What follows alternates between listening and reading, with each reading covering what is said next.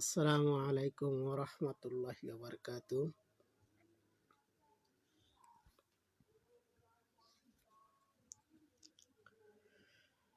সামনে শবে বরাত আসছে। অনেক মানুষ বলবে এটা কোনো সহিহ হাদিস দ্বারা প্রমাণিত নয়। অনেক মানুষ বলবে এ রাত্রি পালন করে বেদাত। বিভিন্ন মানুষ বিভিন্ন ধরনের কথা বলবে। আবার অনেক মানুষ এই রাত্রে বেশি বাড়াবাড়ি করে, যেগুলো হাদিস দ্বারা প্রমাণ আছে কিনা সেগুলো কখনো চিন্তা ভাবনা করে না। আজ আমরা দেখব কোরআন এবং হাদিসের মধ্যে এর কোনো প্রমাণ আছে কিনা। আমি 3টা বিশুদ্ধ সূত্রে হাদিস বর্ণনা করব, যে হাদিসগুলা যারা মাযহাব মানে না, লা মাযহাবি যারা, তাদের বড় বড় শায়েখরা যেমন আলবানী রহমাতুল্লাহ আলাই এই হাদিসগুলাকেও তিনি সহিহ হাসান এ পর্যায়ে তিনি বলেছেন।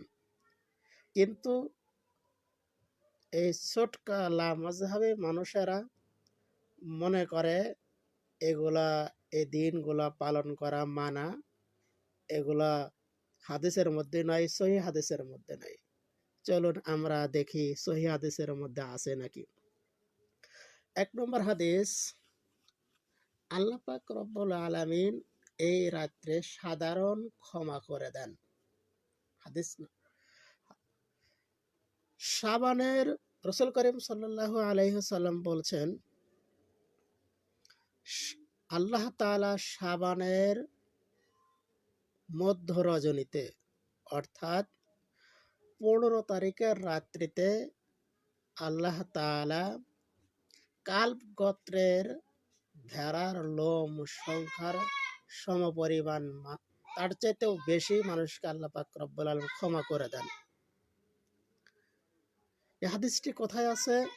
এই হাদিসটি সুনান আত-তিরমিজি হাদিস নাম্বার 739 নম্বর, সুনান ইবনে মাজাহ হাদিস নাম্বার 1379 নম্বর হাদিস, এবং মুসনাদে আহমদ সেই কিতাবের মধ্যে আছে হাদিস নাম্বার 6642 নম্বর। এই হাদিসগুলোর মান কি?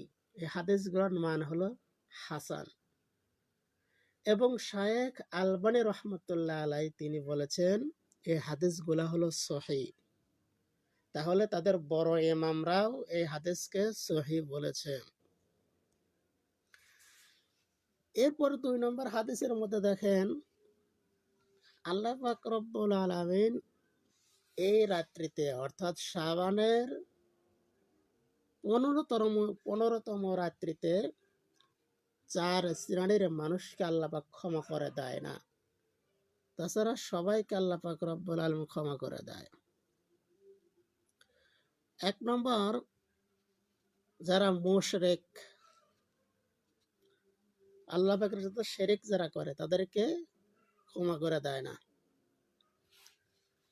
2 নম্বরে, যারা বিদ্বেষ পোষণ করে তাদেরকে আল্লাহ পাক রব্বুল আলামিন ক্ষমা করে দেয় না। 3 নম্বর, যারা আত্মীয়তা ছিন্ন করে তাদেরকে আল্লাহ পাক রব্বুল আলামিন ক্ষমা করে দেয় না।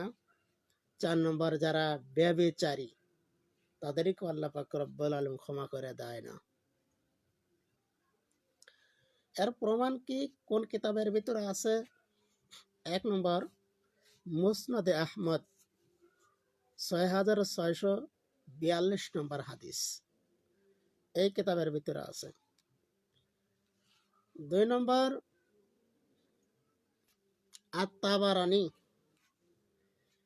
20 নম্বর খণ্ড 108 নম্বর পৃষ্ঠার ভিতরে এই হাদিসটা বর্ণনা করা আছে। এই হাদিসের মান কেমন? এই হাদিসের মান ইমাম হাইসামি রহমতুল্লাহ আলাই তিনি হাসান বলেছেন এবং শায়েখ আলবানী রহমতুল্লাহ আলাই সহিলি গাইরহি বলেছেন। তাহলে তাদের বড় বড় শায়েখরাও শবে বরাত সম্পর্কে বিদ্বেষ পোষণ করে নাই, তারাও এ সমস্ত শবে বরাত সম্পর্কে তারাও কি বিশ্বাস করেছে। এরপর 3 নম্বর হাদিসের মধ্যে কি করা আছে? 3 নম্বর, আয়েশা রাদিয়াল্লাহু তাআলা আনহা বলেন, আমি এক রাত্রে রাসূল করিম সাল্লাল্লাহু আলাইহি সাল্লামকে জান্নাতুল বাকিতে পেলাম। রাসূল সাল্লাল্লাহু আলাইহি সাল্লাম বললেন, নিশ্চয় আল্লাহ তাআলা এই শাবান মাসের 15তম রাত্রিতে দুনিয়ার আকাশে আসেন এবং বহু মানুষকে ক্ষমা করে দেন। এই হাদিসটি কোথায় আছে? এই হাদিসটি সুনান ইবনে মাজাহ হাদিস নাম্বার 1388 নম্বর, মুসনাদ আহমদ হাদিস নাম্বার 2618 নম্বর। এবং এই হাদিসের মান কি? এই হাদিসের মান শায়েখ আলবানী রহমতুল্লাহ আলাই হাসান বলেছেন। এই যে 3টা হাদিস কি বলা হলো, এই 3টা হাদিসই আমাদের বড় ইমামগুলো বাদই দিলাম। আমাদের ইমামদের নাম বললে তারা বলে বানোয়াট, কিন্তু তাদেরকে যারা ফলো করে, যাদের কথা তারা মানে আহলে হাদিস ভাইরা, এবং যারা এই রাত্রিকে বিশ্বাস করে না, তাদের বড় বড় শাইখ থেকেই প্রমাণ হয়ে গেল যে শবে বরাত সম্পর্কে কোনো একটা কেরাত্র আছে। আল্লাহ পাক রব্বুল আলামিন আমাদেরকে সবাইকে বোঝার মতো তৌফিক দান করুন। আসসালামু আলাইকুম।